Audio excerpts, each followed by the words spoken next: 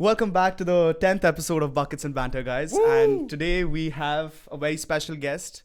And this guest I met in university itself. And he was one of the... When I came across this guy, I haven't introduced the name because right now I think the camera's on me. but this guy is one of the most charming people I've met. And he has this way about himself where he can really talk to a lot of people. And I feel like outside of me, because I consider myself a very extroverted person, Alex is the guest, okay? Alex Hazlewood. Alex is one of the most extrovertedly approachable person I felt. And I think a lot of people love talking to Alex in the university. And he's a very charming, very flirty guy, but definitely a very fun person to talk to. And that's why we have him as our next guest on the 10th episode. Alex, how do you feel coming into Buckets and Banter? Oh, I'm honoured, man. I've been hearing a lot about this thing. I've been begging to come on the show, and I'm so glad to finally be here. And after an introduction like that, well, I mean, what a great guy. Perfect. What a great host. What a great host. So I'm going to just start with, because we're all studying in Loughborough University, London. Of course, yeah. And we're all studying sports. Mm-hmm. So this podcast is mainly going to be about sports and your life. And the main intention of this podcast, the why of this podcast is to get to know the other person, and hopefully me and the viewers, whoever do decide to listen, could take away a few lessons from your life that they probably won't have experienced in their own lives. So it's a way to learn things from other people's lives, which technically you wouldn't have known otherwise. Yeah. So I want to start with the question as which sport do you play? And I've seen and how passionate about it are you? So if you could just start with the story of how you started playing your sport. Yeah, so I'm a big football guy. I imagine it comes from my dad. My dad is a huge football fan. Okay. I started playing when I was 2. From those days, I wasn't that into it when I was 2. You were 2? I was 2 when my dad Damn. took me to my first training session. Okay. I used to pretend I was an aeroplane. I didn't want to play football at all. I'd run around the pitch with my arms in the air like this. Okay. It was so much fun, and my dad, he loves it. He's then started coaching once I grew out of like the tiny baby stage. Yeah. And I think just that bonding with my dad, just playing football all the time. I went to my first game when I was 5. It was MK Dons versus Brentford. I remember it being 1-1. Okay. I found it, I loved the atmosphere, and it was just that day I fell in love with it. And there was a poor bugger that he got knocked unconscious. And I remember being 5 and just laughing. And yeah, it's from that day I've just loved it. Every weekend I play football. I think this is one great thing that people in the UK especially have. The experience of going to football games with your family, because I think it's as compared to India, we do definitely have cricket, but it's not every household thing. Yeah. Like every home does not really go watch an IPL match and make that a family event or family visit every single time. But over here in the UK, people really love their football. People really love their football. And everyone has definitely gone with their family to watch football games. And everyone I come across is a season ticket holder. Yeah. Like everyone I got down, like, wait, is season ticket holder even a big thing now? Yeah. Well, I think you go to a sports uni, so you meet the people that love also the true. sports. Yeah. Like I'm sure the general population, not everyone has one, but yeah. I'm sure about that. But so now that I'm in the topic of football, what would you think is your most memorable moment when you've played football, or as a fan or as a player, both of those experiences, if you could tell? As a player, I once worked for my local team, Midhurst. We got to a cup final once. Okay. In the semi-final, our goalie got sent off. Okay. And we only had a squad of 11 players, so our goalie got sent off in the game before, so we didn't have a goalie. Yeah. And one of our players got injured, so we played with 9 men against the best team in the county.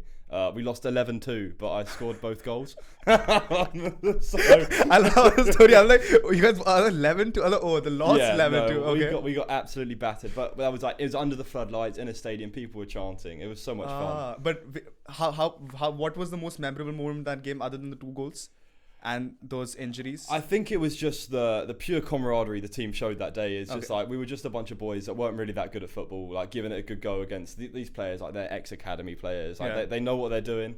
And then they just asked. We tried to park the bus, and with no goalie, it was so tough. But you guys didn't give up till the end. No, of course not. We gave it our best. So I think that's definitely a good way to go about it. Absolutely. Yeah. And just to add on to a little bit more about Alex, I feel like Alex has a very vibrant personality. Like he has a lot to show for his personality, which I also think in a lot of moments when I first met Alex that this guy's very similar to me in terms of how extroverted he is, Absolutely. how much he loves talking to other people, and he's a good-looking guy as well. Okay, he's a good-looking guy. I was like, if he's similar to anyone, he's definitely similar to me. Yeah. I'm like, if I'm comparing him with anyone, I'm comparing him with me. But how do you think? Because sports has definitely shaped my personality in a lot of ways. Absolutely, yeah. So how do you think? Like, because in my life, I had badminton before basketball, but I feel basketball really shaped my personality in a way that I started becoming a person who started loving playing for other people. I'm a basketball player who loves playing for the fans. Yeah. Okay. Makes the fancy shots, makes the crowd go ooh. So I think that translated a lot to my personality as well. So I became a person who tried a lot of different things in life. Yeah. So how did that translate into your personality? And how you're outside person? I would say in football, I've always been the hard worker. Like I've never been the best at shooting. I've never been the best at dribbling. I would just do my best to win the ball back and give it to those that I know can specialise. I'm a bit of a jack of all trades, master of none. You know, like I can. I'm pretty alright at most things. I'm just, there's nothing I excel at, but I was like, that's just the way I want to be in life. You know, I'd rather have like my fingers in lots of pies rather than just specializing in one thing. I think it's just a more of a fun way to live. No, that's fair, because I also sometimes have these moments to myself where I'm like, I really do have a lot of things that I'm good at, but I'm not a master at anything. Yeah. Which sometimes gets a little annoying, but I feel like that's to work in the sports industry as a professional in the sports industry. I think that's a good trait to have, because you know a lot of other sports and a lot of different experiences you've come across. Exactly. So I think that maybe not as an athlete, it could not be the best for you, but as a person who's working in the sport industry, it could definitely be fruitful to you. Yeah. And but the next question that I would have for you is getting into the part about why did you stop playing football for a moment? There was something that happened to you. Do you want to get into that? Yeah, to be honest, I've been ridiculously unlucky with injuries, and a lot of people in sports say there's no such thing as luck. Like you've probably done it yourself, but I mean, I just have to tell myself that it was bad luck. Otherwise, you know, how are you going to live with yourself? Yeah. But I was 16. I was playing football at school on an AstroTurf. Okay. It's just like a kickabout, like we're just having a good time. Yeah, the AstroTurf. Yeah. We'll get on. I've experienced that. Yeah, we'll get onto that in a bit. I got some real problems with AstroTurf, but I was just playing. I went to change direction. I had my boots on, which is now I know a serious error. My foot got caught. Okay. I went to change and bang! I just felt something in my hip go. But I wasn't in like excruciating pain. I was just like, oh, that's quite uncomfortable. Yeah. So I went and sat out. The teachers just like, oh, get up. There's nothing wrong with you. Like, come on, stop stretching. Yeah. And then they actually dropped me the following week. This is which grade or which? This is year 10, year 11. When I'll be 6. So not sixth form. It was like the year before 6. So my GCSE year, basically. Okay. Yeah, the coach was like, oh no, you're dropped, like you're not going to play in the team next week. I was like, okay, fine. Yeah. I tried to play on for it a bit and I was just in agony, so then I just stopped playing. Okay. And then I just tried to work out what was wrong with me, because no matter how long I rested for, it never got better. Yeah. So I tried my first physio. He was just like a local physio, like he worked for the local football club, and his conclusion was that my large intestine was too big. Your large intestine was too big. My large intestine was too big. This is the kind of professionals I was dealing with. Is that? Do you think that was that a valid reason? No. Okay, because I don't have the knowledge. Yeah. So then I was like, that can't be right, because he spent like half an hour massaging it. I was like, you've got to be wrong. Like there's no way I'm in this much pain, and it's just my large intestine. Yeah. So eventually I went to a physio in Brighton, and she was like, oh no, you might have done something to your like hip. Okay. Go get it checked. I mean, obviously, like second physio after telling them I have a hip injury was like, oh, actually, might be a hip. Yeah. So then I got an MRI, and it turns out I had a labral tear. So it's like for the viewers or people who are listening, it's really hard to explain. It's like there's your bone here, and then there's a thing like your other bone is here. Yeah. There's like the bit that connects them. Yeah. It's called like the labrum. Okay. It's like the cartilage that connects between them. Exactly. Yeah. I tore that. Okay. And also mic a little bit otherwise. Oh yeah. Sorry. And it doesn't heal naturally. Okay. So I had to get my surgery on that. And it was 8 months out, so it wasn't so bad. Okay. And then I recovered. How long did it take for the recovery? About 8 months. About 8 months, okay. I think I rushed back for 6, and then rested for another. Hey guys. I'm sorry. I think I left my water. Oh my god. Ruining the flow of this podcast. Yeah, then I recovered. I played 6 months. 6 months out, and then I sort of relaxed my way in. Yeah. I did a bit of training, a bit of physio and stuff, and then in my second game, I tore my right hip. Exactly the same injury, done exactly the same way. So I was like, that is same AstroTurf. No, different. So this is like 4 years on. So this is a 4 year period, but I've got diagnosed, booked the surgery, had the surgery, and healed from it completely. Healed from it, and then 2 games in, teared it again. But I said to myself, I'm not going to let this stop me. So that season, I became the captain of the university football team. Okay. So I was like, congratulations for that. Thank you. No one else went for it. That doesn't matter. That doesn't matter. Yeah. You're the captain of your team. That's what matters at the end of the day. There are 11 players in the team, and you're the captain. Exactly. Yeah. If I win by default, it still counts. Exactly. Still win. Yeah.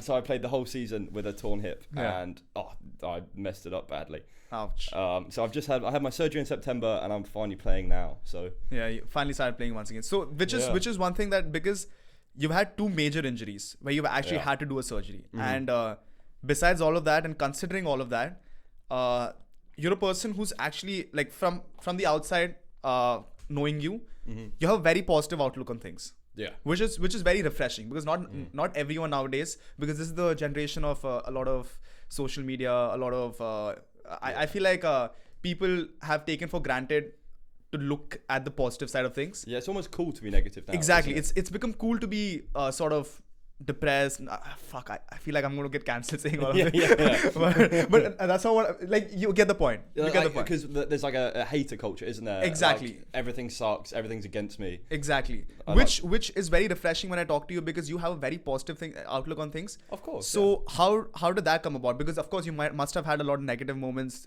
because at the last 3 weeks where I was injured and I couldn't do anything, I did feel like shit because I could not go to gym. I could not play basketball, the sport I love the most. Yeah. And it was difficult for me to move on. And the difficult part was waiting.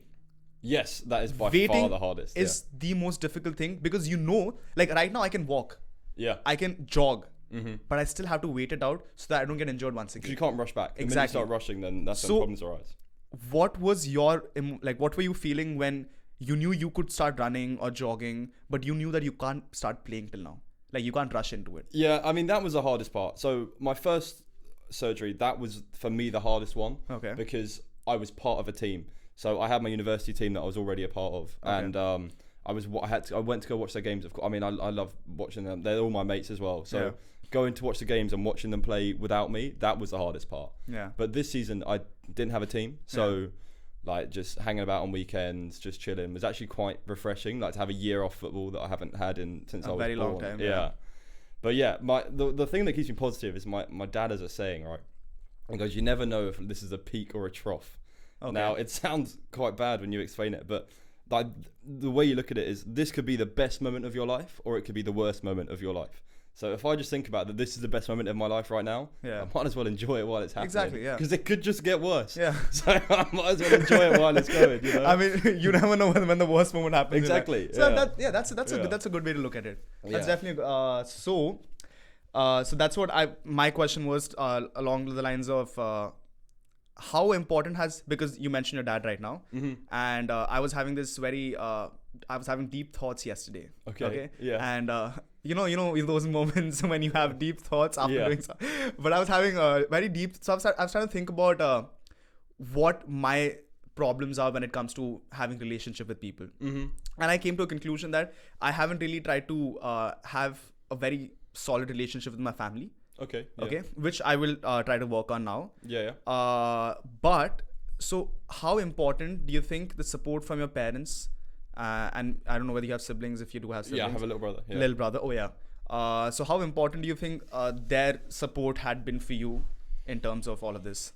Yeah, I think the most important thing you can have is the knowing that if you fail, you've got something to fall back on. Yeah. That's what my family give me. It's like, it's all right as long as you've done your best. They don't care. Yeah. I think they would prefer me to get into, like, in their words, a proper job, like a lawyer or a doctor. Yeah. But they don't mind as long as I'm doing well. I think, which is the nice thing. Like I can't speak for you, but my parents are very much like, as long as you're gonna make money and you're happy, we don't really care. Yeah. So now that I'm doing sports, my dad is very pleased. My nan is very disappointed because she really wanted a lawyer. But I mean, I got the law degree. Like, you have the law degree. Similar. I have the engineering degree. Exactly. And then after I was like, you know what? not my thing. Yeah, like I could do it if I wanted to, Yeah. but why would I be unhappy? Exactly. Like exact same conversation I had with my dad yesterday. Like, I don't see myself doing engineering. So Yeah. why should I be doing engineering? Yeah. Why should I be focusing on something that I don't like? Exactly. Which is very relieving in my in same respect to me, because my family is also very supportive. Because I feel like anyone who's doing any sports related course over here, Yeah. there has to be some sort of support from their family. Because Absolutely. Yeah. having a career in sports is very unheard of for the majority of a population. Yeah. And coming from an Indian background where a lot of people, like he says, who like they're also very caring about what other people think about their reputation and everything. Yeah. In terms of all of that, I feel like a lot of people here who are doing sports, I respect them and their family a lot, because they probably did listen to their kids that they really want to do this. Yeah. So yeah. pretty respectable. And so I want to keep clinging on to one more thing. One thing is that your extroverted and charming personality. Okay. You flatter me. Yeah. Thank you.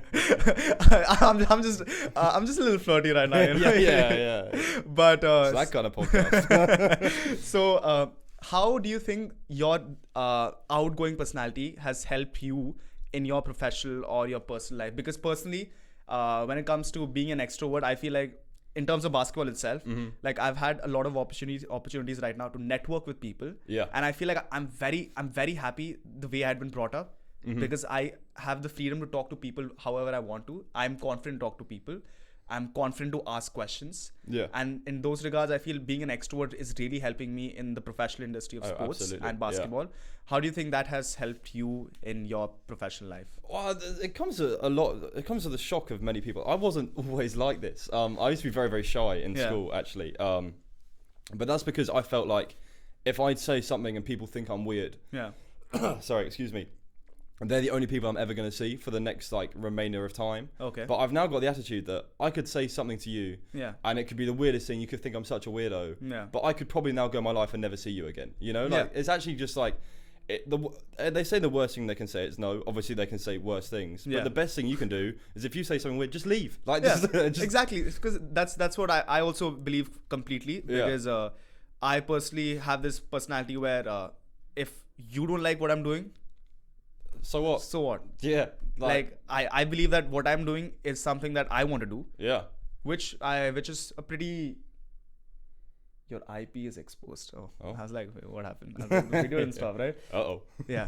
So I think that's a pretty commendable thing. That, but also, what are the problems that you've faced being an extrovert? One of the weirdest problems is people rely on you to talk. Like there'll be times in social scenarios where I've probably been speaking for like 40 minutes, and then there's a silence, and then they're still looking at me. I'm like, I've bloody spoken for 40 minutes. You can say something, please. like it's happened, especially in Freshers Week, like when you're down at the pub and you're trying to meet everyone. Yeah. And there's that awkward silence. Yeah. And then you can sort of feel people looking at you, and you're just like, well, I could come up with stuff right now, but I kind of want to hear it. So I've resorted to questions, actually. I think that's the biggest thing I've improved since this year at uni is asking people questions about them instead of just talking about myself. Yeah. I mean, like, it's like you're doing this great now. Like, in your podcast, your questions are brilliant, right? I actually want to point out this moment. It's because I remember that walk we had when we walked back home. Yes. Yeah. So we walked back from the university to back home. And in that moment, when you're walking, there was this, when we sat down for drinks. Yeah. I felt like you were putting on the moves. Because because when I sat down, I was sitting down like, so when you were asking me questions about me, and I was like, okay, fair. So I'm answering, and then you're all like, tell me, and I was like, I'm genuinely interested. Yeah, no, you were, but I was like, damn, that's a lot of charm going on. I was like, so then I was like, you know what, wait. I can't let him win at this game. I was like, you know what? I'm going to do this. I was like, so tell me, Alex.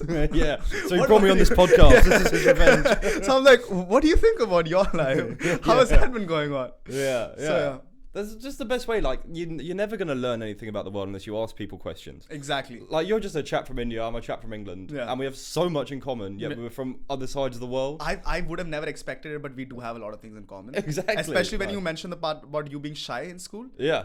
I was the shyest guy. Yeah. Like until 10th, I would not talk to any girl in my class.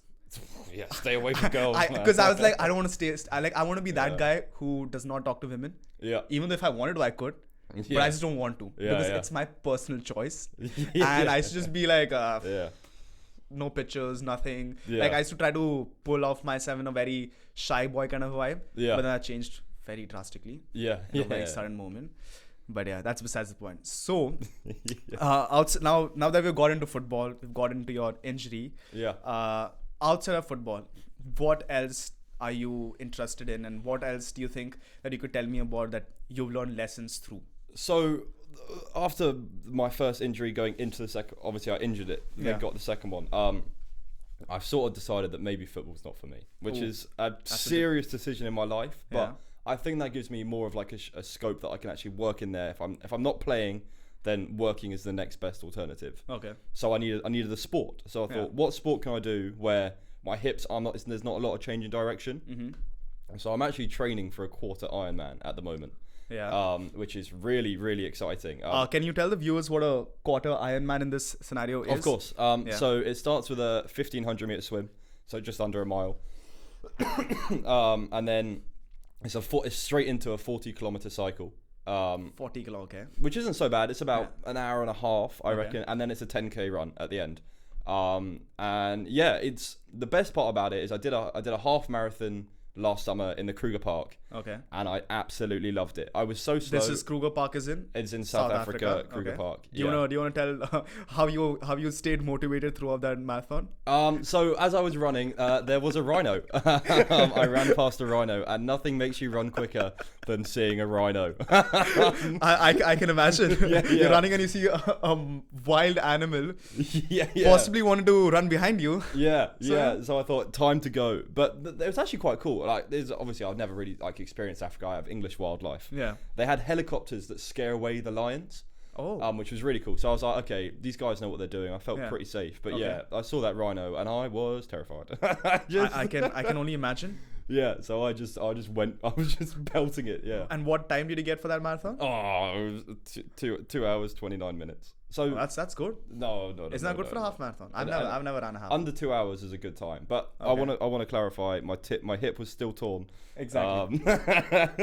It's getting better. The quarter Ironman would probably be under 4 hours. I want to go under 3. I think that's my target because I want to try and do the swim in half an hour. And then the cycle in an hour and a half. Okay. And then that gives me an hour for the run.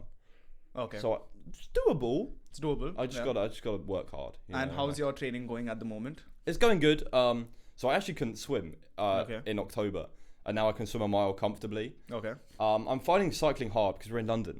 Cycling for 40k's in London is horrible. Oh yeah. Because there's so many cars. Like we can do the canal, but the canal's only 10k, so you'd have to do it 4 times. Yeah. So yeah, it's the run is fine. I'm comfortable with the run. The swim is fine. It's just the cycle, and I'm practicing on a mountain bike, not a road bike. I'm a race to be on a road bike. So, but no, I think that practice could be sorted out when we take a trip to Brighton.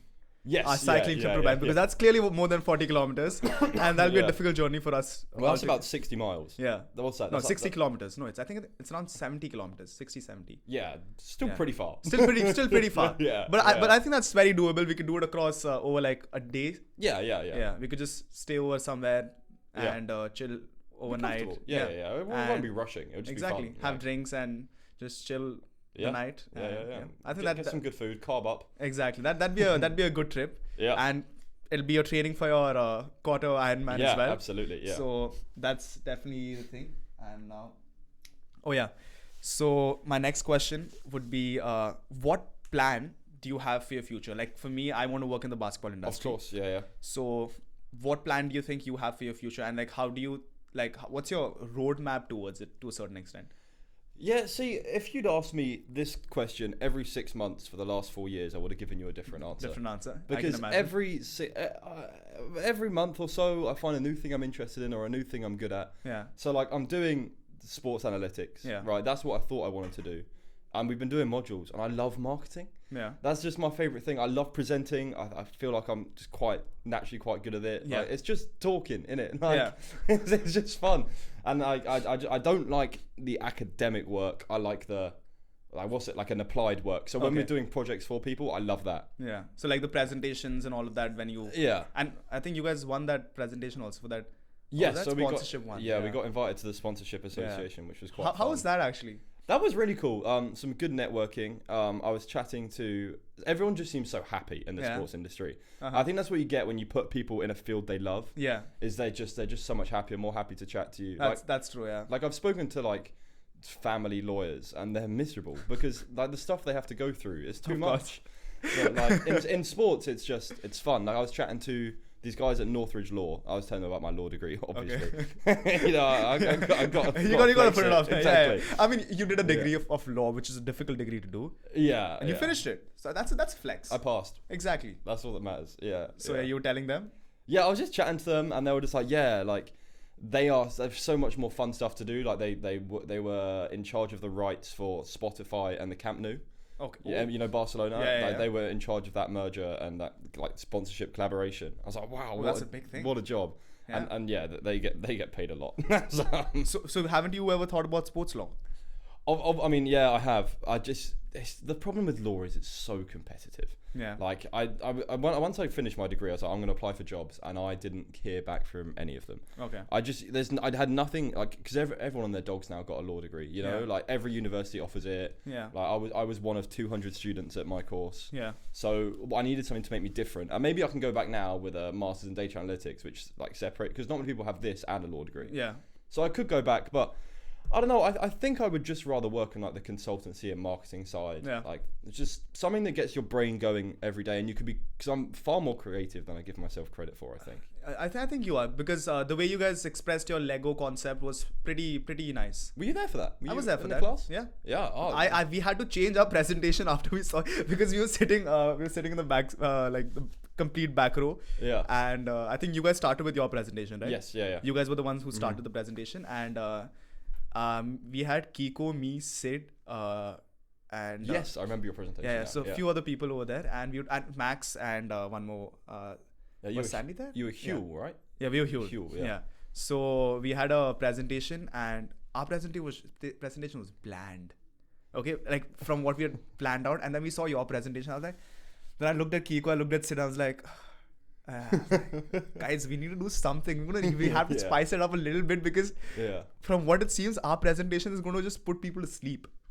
So we definitely didn't steal concepts from you, but we stole the idea of making it a little bit more fun. I think because I ask every professor this. I'm like, do you want to be entertained or do you want to be informed? Yeah. They always say informed, and I try and entertain them because. But if I they think don't I listen- think I think knowledge gets better.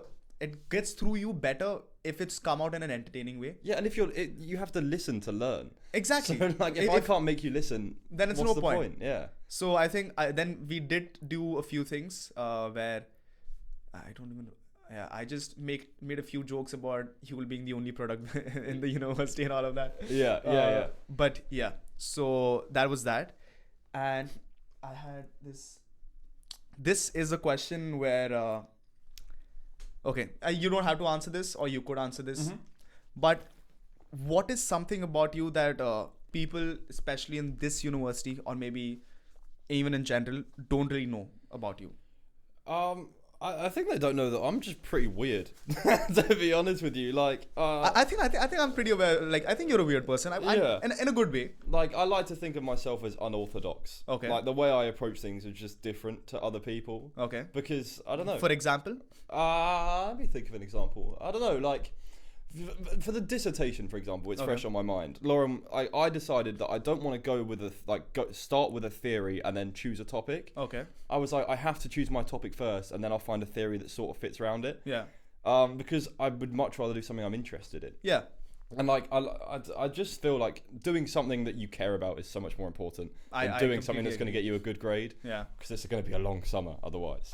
The dissertation period, if you don't really like what you're doing, is going to be. Yeah. Like you're doing the collab, right? I'm doing a collab dissertation. I love Yeah. what I'm doing because Yeah. it's based on basketball, and I have to interact with basketball teams. Yeah. For my dissertation, so I'm happy. That'd be with it. so cool. That'd be so Yeah. cool, man. Especially like you're so passionate about basketball. Oh, You yeah, know so definitely. much about it. Yeah. It's so great when people do stuff that they know about. Yeah. You can tell if someone's waffling. Yeah, that's Like, true.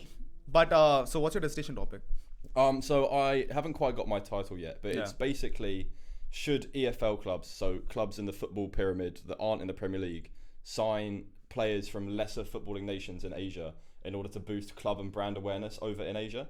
So like one of my good friends, SJ, he's a Korean guy. Yeah. And Same class, yeah. Yeah, he supports Norwich because there was a Korean player that played for Norwich. And I'm like, there's such a market for, like, I call it the Matoma effect, but most people call it the Heung-min Son effect. Like, what is the Tomer effect or the Heung-min Son effect? So at Brighton games, there's probly probably 4,000. He's a Brighton supporter. Huge Brighton fan. Sorry, from Brighton. Yeah, season ticket holder. E-stopper. Woo! We're going to win the league next year.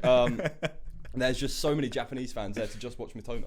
Okay. Because they, in Asian culture, they sort of support a player rather than a team over here. Yeah. Obviously at home they have their own teams and stuff. Yeah. But I mean the same with me. Like I like Bayern Munich because they've got Harry Kane. Yeah. You know. You have a local player playing for your team. Exactly. Yeah. I think that comes under social identity theory. Yeah. So I'm doing like fan identification, I think. Okay. And there's also a psychology continuum model which I'm looking into. Okay. But it's a very psychology-y. Okay. but won't psychology be your something that you'd be interested in getting to?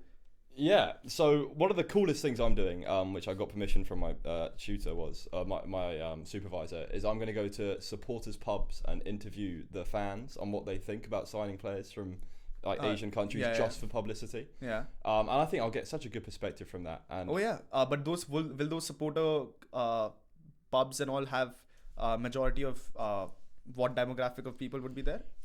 Just big fans, like ultra fans. You know, like for example, if I went to a Brighton, like there's the Brighton supporters pub, which is just in the town. Okay. And everyone there just loves Brighton, go to every game. It's a bit of a community. They're the people that go home and away games. Yeah. So they're people that love the club the most. So getting their opinions, because they're the people that buy the merchandise. They're the people that buy the tickets. Okay. They're the people that talk about them online. Yeah. They're the people that love the club. So I think their perspective would be really cool. But yeah, I know. I'm sort of just like making it up as I go along. To be honest, I think that's how it works. Is my dissertation also, I'm just making it up as I go along. Yeah. Fortunately, I got a collaborated dissertation, so I don't really have to think about what I have to do. Sorted. Yeah. Yeah. And I have to frame a question. I have to think how I'm going to go forward with that question. Yeah. So when it comes to all that, I think it's pretty fun. Yeah. How much freedom are they giving you on your entire project? I think the collaborated partner I'm in touch with, she's very nice. Yeah. She's giving me a lot of we've had quite a few meetings together already, and she's also very extroverted, very fun. Okay, amazing. Very fun personality. Yeah. And it's comfortable to talk to her as well, so I could express what I want to express. Yeah. And we can and she's also doing one of her PhDs in something related to basketball, so she's very much interested. Very qualified. So she wants to do one of my wants to collab with what I'm doing for my dissertation as a paper later on in the future, where we both could collab and do a paper together based on this same awesome topic. Yeah. So it's going pretty well. Yeah. Do you see yourself as an academic in the future? Would you ever do a PhD? I thought about it, but would I see myself be an academic is a question I probably would answer like a few months down the line. Yeah. Let's see how the dissertation goes. Let's see how the dissertation goes. Because I right now I'm like, I'm loving it. Yeah. But as the process of taking in data would start, that's when I realize will I realize whether I like this process or not. Yeah. If I like the process, then probably I would think about it. Yeah. But maybe like few years down the line after getting some work experience. Yeah, I think that's because you're a bit like me, like we're probably the youngest on campus. Yeah, definitely. The good thing I've found is there's a lot of people that have come from working to this course. And like, how good does that make you feel? Because it's like they've lived life and they've thought this is the way to go about. We're in there early. Yeah. Like we're going to be I'm actually very glad I did this right after engineering, because I would not see myself doing an engineering job. No, like I could not see myself sitting behind a computer and be like, it'll be a waste of your people skills. Exactly. And I think that's one of the main reasons why I came to the sports industry, because I have people skills and I love sports. Yeah. And I can express my love for basketball through my words. Yeah, exactly. And I think that goes the same with you. You have people skills. Yeah. And you love the sport of football. And you can express both of them quite well. Yeah. I mean, especially like what I found when lawyers came in, I couldn't talk to them about their job, what they do, because I don't know that much about law. Yeah. But I can chat to some sports guy about the local, like about the results of the game last week. Yeah. And it's so much easier. Like I'm there and I can think quickly. Exactly. You feel more comfortable talking to people like I had this in the networking when I was talking to one guy from from the basketball industry itself. And he's going to be my next guest for the podcast. Awesome. And it just felt very comfortable talking to him because we had the same things that we were passionate about. And he's done so much in his life and I could learn so much from him. Yeah. So I think because of all of that, I think sports industry is the way to go for me. Absolutely, yeah. Because you gotta do what you love. Exactly. This is my message to the viewers. If you take away nothing from I was just going to ask you what your advice Yeah. What is your advice, Alex, for everyone else who's watching this podcast? Do what you love. Screw what's going to get you the best job, what's going to get you the best qualification, what your parents think. Just do what you love because you'll be good at it. Yeah. There's you can obviously work really hard to become a really good lawyer, but if you're miserable, what's the point in living? Yeah. I think that's one lesson that all of our viewers could take from a lot of people who are coming in this podcast, because it's all going to be sports. Yeah. So I think no one till now has had any negative. Like I've had Kiko, I have had Sandy, I've had you, and all of them really love the idea of working in sport industry, and could only see themselves working in sports, which I feel is the energy I want to distribute to the rest of the world. Yeah. Because through the sport, because I want to have that energy that what we're doing, we love doing it. Yes. Yeah. And I think that's the message. One of the most important messages that people should get is that love what you do. Yes. And I think with sports, a lot of people who do end up working in sports love what they do. Yeah. And we've seen that in a lot of different circumstances. Well, yeah, the problem is you can't get misconstrued. Is whilst we love sports, we're doing what we love. Like the message is do what you love. You might love music. Exactly. So one of my good mates, he did my law degree with me, Shrey. He's now working in the music industry as a lawyer, and I've never seen a bloke so happy in my life because he loves his music. Yeah. So it's like, whilst we love our sports, we talk about sports. Just do whatever you love, and you'll just be such a happy person. So that's the lesson from this episode of Buckets and Banter. Yeah. But just a fun question to end the podcast on. Okay. Yeah. Okay. How long are we going for? Good time? I think we've gone for 38 minutes. Yeah. Damn, pretty good going. Yeah. Pretty good going. Yeah. But to end it, we will end it on a fun note. Okay. Yeah. If there were 3 people, right? This is that question. If there were 3 people, dead or alive, that you want to have dinner with, who would it be and why? Any 3 people from any historical era that you would want to have dinner with. It could be alive. It could be dead. Yeah. Well, top of my list is Tony Bloom. Tony Bloom is the owner of Brighton Hove Albion. He owns a data analytics company called Star Lizard. Tony, if you're watching this podcast, Tony, please can I have a job? Okay. Yeah, no, he's just like he's my absolute hero. Like what I would everything I do is to achieve what he's got. But the problem is he's a math genius, right? Okay. I'm not a math genius, but I would like to try and make my own way to where he is. And maybe one day I'm in Brighton. That'd be cool. So there's Tony. There's Tony. Second guy. There are 2 more people. Now you have to think in terms of 4 of you will be in the same hall having dinner. Yeah. You know what? I would love to chat to Genghis Khan. Genghis Khan. Okay. About exactly what?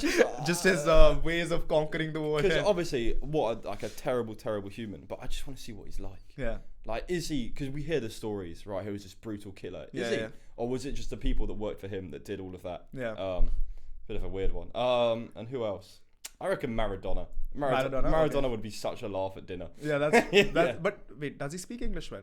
A translator. We'll keep a translator. Yeah, we can work it out. In this hypothetical scenario with Genghis Khan, Maradona, and Tony Bloom, we can all speak the same language.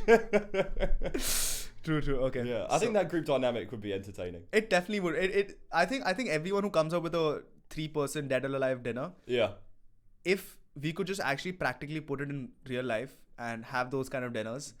You could even a podcast, a 3-person podcast. I swear to God, it could be so fun. Just random, I think this is actually a very good podcast idea when you think about it. Yeah. Every episode have the most random guests from the most random places. Yeah. And have them have a conversation with each other.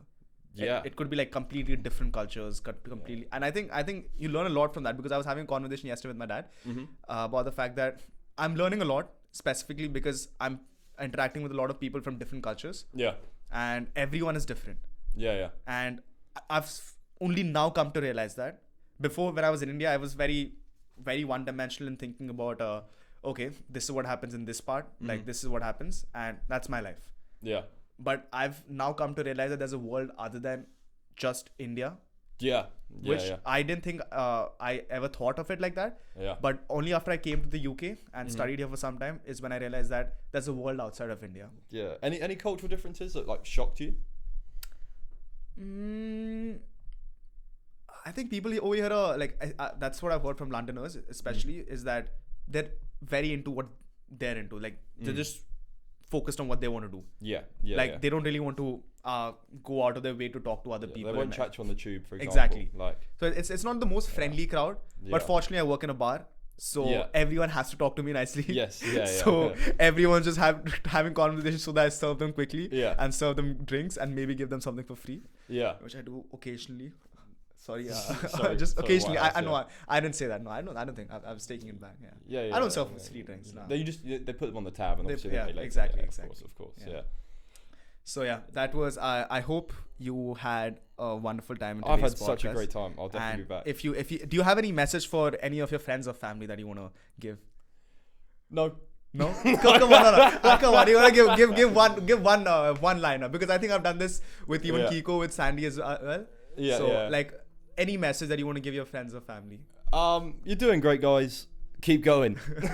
You're doing great, guys. Keep going. Yeah, that's it, really. So that was that for the 10th episode of Buckets and Banter. Thank you for having me. It was had a great time. Wonderful having you on this podcast. It was a very bad handshake. Let's get a good Get it in there.